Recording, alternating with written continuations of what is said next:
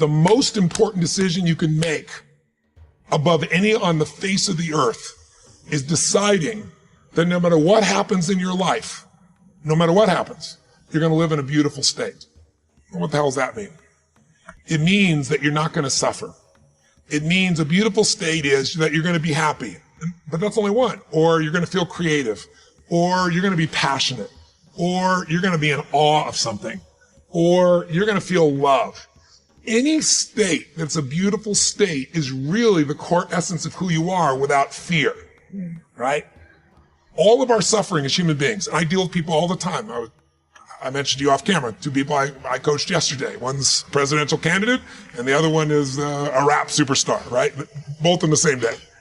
And without naming any names, people that have everything, by your point of view, most people's point of view, they have the fame and they have the love and millions of people love them and they have great economics, financial freedom, and they have homes and they have the fashion, they have everything, they're the shit. I can't tell you how many of them are miserable. The majority are miserable. I'm not bullshitting. I'm the one who gets the phone call from the vast majority. When I say miserable, they're so used to it, some of them don't even realize they're miserable, but most do. They get in a place where it's like, how do I keep this up? How do I keep outdoing myself? How do I, I built these 32 companies, how to keep all 32 going and make them all grow every single year. And that's not how life is, right? And then they worry about what will people think? What will they do? So the decision to say, I am not going to suffer, that if suffering arises, pain's one thing, suffering's another. Suffering is when you're like, and the way you suffer is you focus on yourself. Suffering comes when we obsess about ourselves, what we're getting or not getting, what we should have done, what others should have done for us. It's the me game. You, my dear friend, and I say this with no blowing smoke, your primary core is a giver, which is why you're prospering. You're not the me. You're like, how do I give more, do more, share more, create more? How do we do a better job for our clients? How do we do a better job for our internal customers who work with us, our partners? Your entire life is that. It's why you're prospering. And you're not feeling suffering. But when you do suffer, and I promise you do, you correct me if I'm wrong, it'll because you're worrying about something in the future. How's this going to happen? Will this come together? Suffering can be worry, it can be anger, it can be frustration. It's anything that takes you out of a beautiful state. And here's what people don't get. You can end suffering by stop focusing on yourself and focus on something you want to serve greater than yourself. Your children, your wife, your mission, your life. You can get out of it in an instant because the nature of the human mind is to constantly compare things. Your mind, your brain is a 2 million year old device, and it is not designed to make you happy. It's designed to make you survive. Right. And that's why it's always looking for what's wrong. But it used to be what's wrong, a saber-toothed tiger, so I can protect myself. Now people are worried about what people think about them, or do they have enough money when 2/3 of the planet lives on $2 a day. And you're making $38,000, you're rich. The poorest of the poor in our country are considered rich. I'm not saying they should stay that way. But you can only build on success. And so my view is, if you're watching, if you're listening to this, my goal would have you consider something. Life is short. We don't know how short it's going to be. But if you only had a week to live, I bet you wouldn't allow yourself to suffer over a little crap that makes you crazy normally. I think you would probably spend time with those you love. You would do what you love. You'd take awe in a sunset. You'd smell the air. You would take in everything in those final moments that you possibly do. So my thing is, why wait? Right? Why wait? Why not just decide that if I start to suffer, I know the solution, because suffering is me obsessing about me.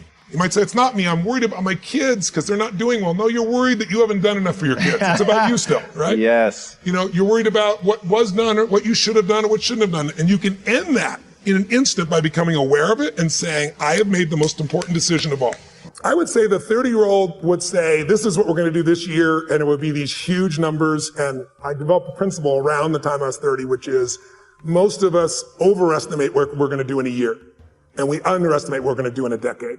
And a decade happens that fast. You'll blink your eyes and a decade will be here. That is a great point. I really, truly, everything I do is long term. I think it's the biggest challenge we have in corporate America is everybody's looking at the next quarter.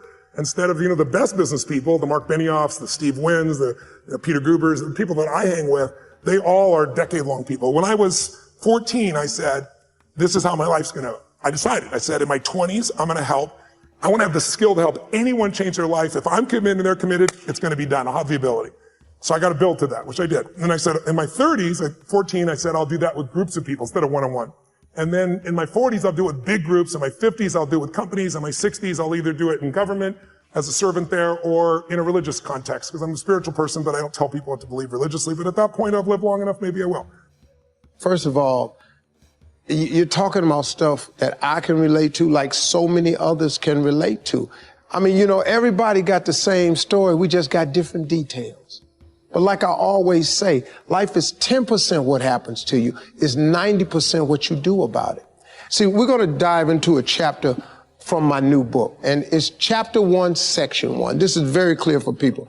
So the first step is getting completely and brutally honest enough to say, I am tired of myself.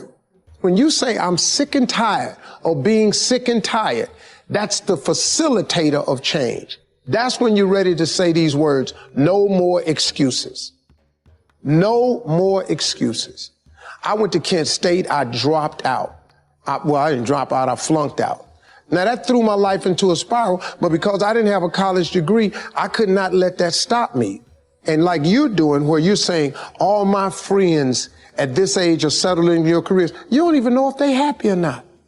Stop comparing yourself to others. So the first thing you do is stop focusing on other people. Instead, focus on being the best version of you that you can.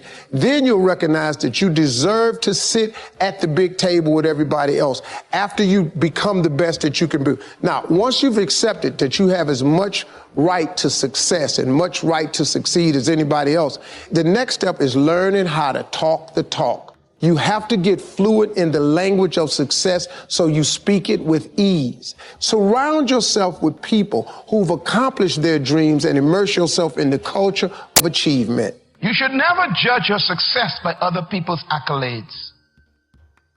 You judge your success by God's instruction to your life and how well along you are with that instruction.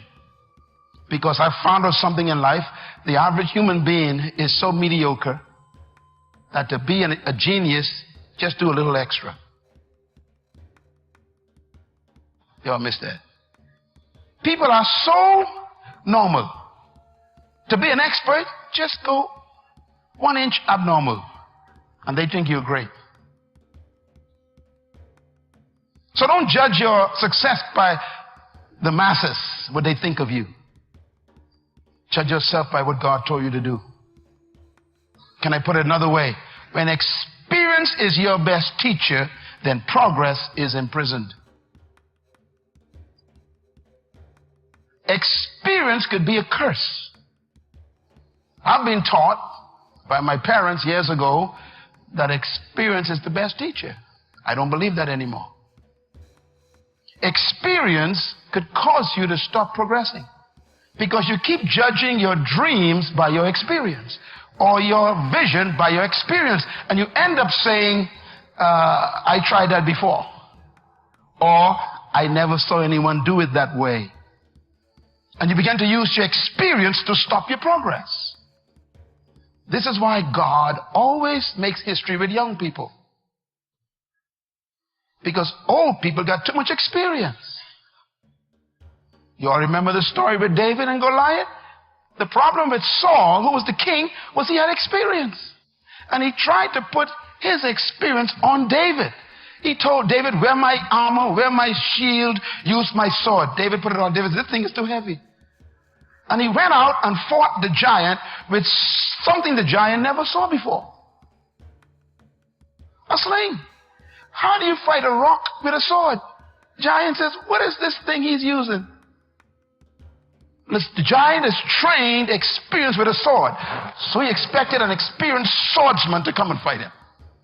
But here comes a little boy with equipment he ain't never seen before.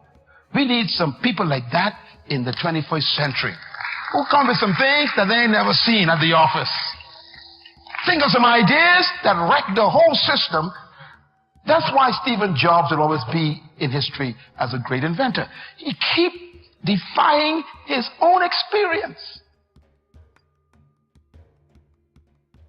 I was reading his watching a documentary on him 2 weeks ago, and they said that when the iPhone came out, they said to him, that's it. You're the ultimate. This is it. He said, no. And he came up with this idea about the iPad. And he said, the people in the company said, it will never work. Why? It's an abnormal size. Either you got a computer or an iPhone. Put it in your pocket or put it in your briefcase. He said, this thing in the middle ain't going to work. He says, look, we're going to make this. Now, the iPad is the most common machinery people use in the world. Sometimes you got to defy your own board to take progress. Experience. Consult your experience, but never let it rule you. I love the phrase willpower, but willpower isn't something you conjure up. Willpower isn't something you drink. Willpower isn't something you download from Google. What you're talking about is, how do I make the choices that are in alignment with my highest purpose and my highest vision for myself? That's what you really want to ask. See, your life is a physical manifestation of the choices that you made up until this moment. I'm going to say that again because that gets a little deep. And that can go over some people's head. That can hit you sometimes right between the eyes. And you got to hear it a second time. So here it goes. Your life right now, as it exists today, your finances, your weight, your relationships, your career, your self-esteem, your self-image, your spiritual awareness, all of that is a result of the choices that you've made up until this moment. Big and small. And just so you know, your life, the way it appears today, is not a result of a few big choices. Even though that's the thing that we look back on. We go, I shouldn't have moved out of the state. I shouldn't have got into that relationship. I shouldn't have. We look at the big things. Well, I'm here to disrupt that mindset a bit. Your life experience right now is not so much a result of your big choices, while those impact you. It's really a result of a bunch of small little choices made consistently over a long period of time. Because those are the habits and the behaviors that you've gotten into. So we can talk about willpower and how do I build willpower, as if it's something that you can flex in the gym or something you can do crunches or abs or triceps and build, but it's not. The question you should ask, the answer you should be seeking is, what does it take to make my choices become in alignment with the life that I say I want to live? Now, when you say choices, it makes it really sobering, because even when you choose to sit down on yourself, it was a choice. So I ask you in this moment, what will it take you to decide to make the choice today? Don't even think about tomorrow. Don't think about next week, but to make the choice today that's in alignment with your health goals. Make a choice today that's in alignment with your financial goals. It's the small things. It's the extra visit to Starbucks. It's the extra biscuit. It's the getting up early. It's 10 more crunches. It's doing squats every time you go to the bathroom. At least that's what I do. I do 10. I do 10 every time I go to the restroom. I'm already there. I'm just going to keep on going just because I want to stay in alignment with my goal. And my goal is to have a body that at least creates a double take or a triple take, maybe. I don't know.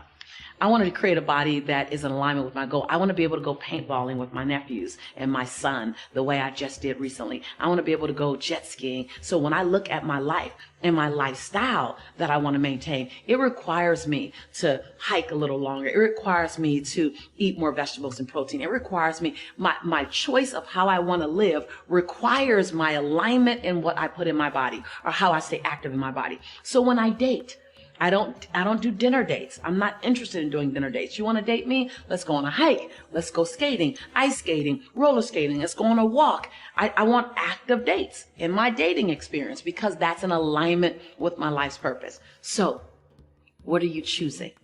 Let's not even look at willpower. Let's look at choices. Because choice is something you can control in every single moment. And the choice you made yesterday, if it wasn't in alignment with your greatest goal and your highest purpose, okay, yesterday's yesterday. Make a new choice today. You're not ever condemned or sentenced to making the same choice over and over and over again. Every day, every moment, you have a new opportunity to make a new choice. People are just afraid, man. So many people are afraid of rejection, of failure. But without failure, you have no success.